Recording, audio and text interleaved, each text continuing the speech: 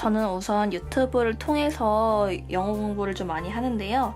제가 좀 즐겨보는 영국 남자를 통해서 어떻게 이런 일상생활 영어가 어떻게 쓰이는지, 그리고 어떤 느낌으로 쓰이는지 좀 많이 보고 있고요.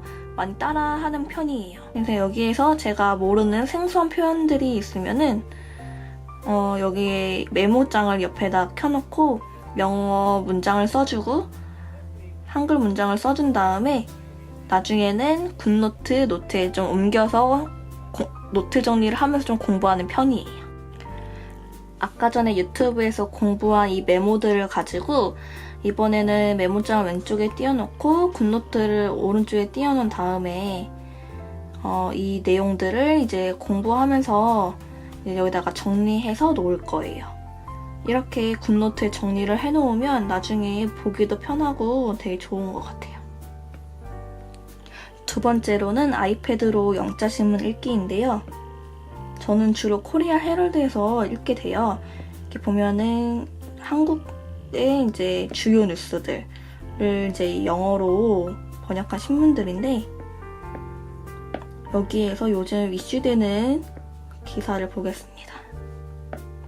이렇게 보게 되면은 아이패드로 영자신문 읽기의 장점은 만약에 모르는 단어가 있으면은 그 단어를 바로 찾아볼 수가 있어요.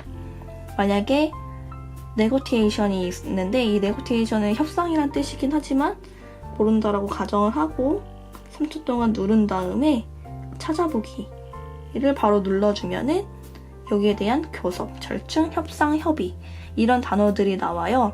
그래서 만약에 이 단어들을 몰랐다라고 치면은 저는 메모 앱을 또 꺼내서 옆에다 같이 써줍니다.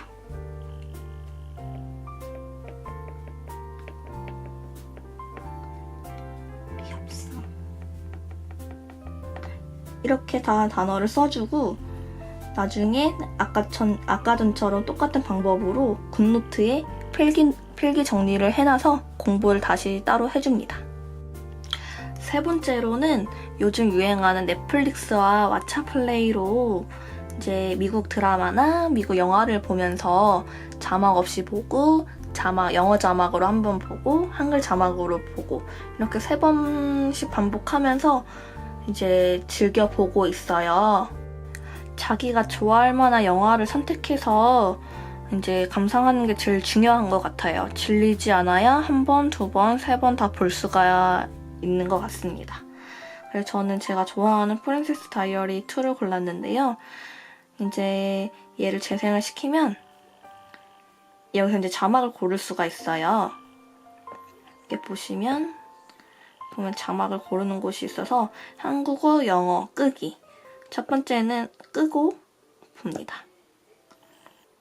이렇게 끄고 보다가 만약에 몇 분 몇 초에 모르는 단어가 나왔으면은 여기도 똑같은 방법으로 써줘요.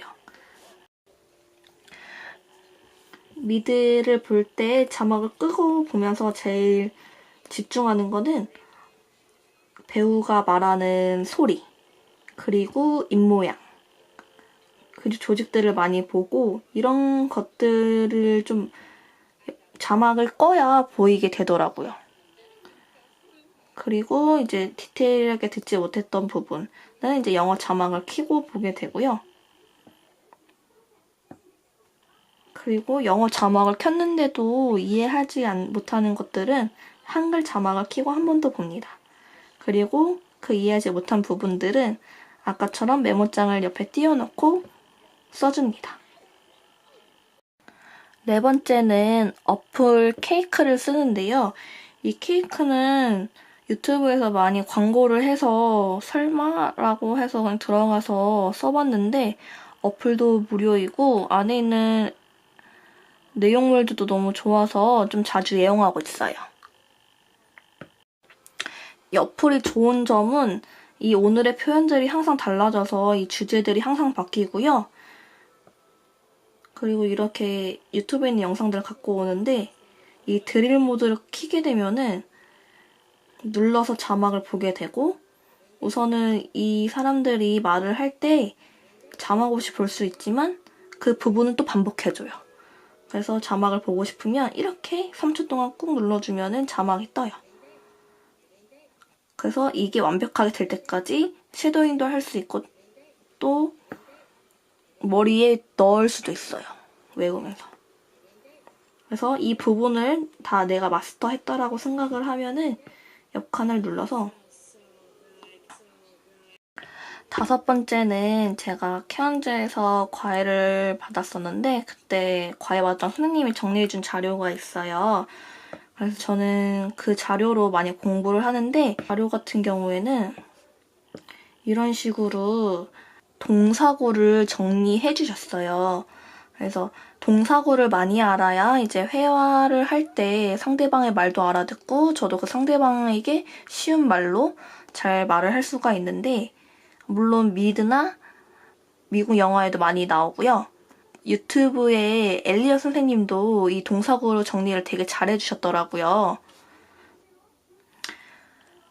그래서 이 부분은 에버노트에 있는 동사구 정리해놓은 거를 제가 좀 다운을 받아놓은 건데 정말 우리가 다 아는 단어인데 컴도 알고 업도 아는데 컴과 업이 만났을 때는 어떤 느낌이 나고 어떤 뉘앙스가 되는지 이거를 정리해놓은 게 동사구고 그래서 이 동사구를 좀 많이 하는 게 중요한 것 같아요. 그래서 만약에 회화를 원하신다고 하시면 이 동사구 같은 것들을 많이 공부하면 좋을 것 같습니다. 네, 오늘 영상은 여기까지고요. 영상이 좋으셨다면 좋아요와 구독 부탁드릴게요. See ya!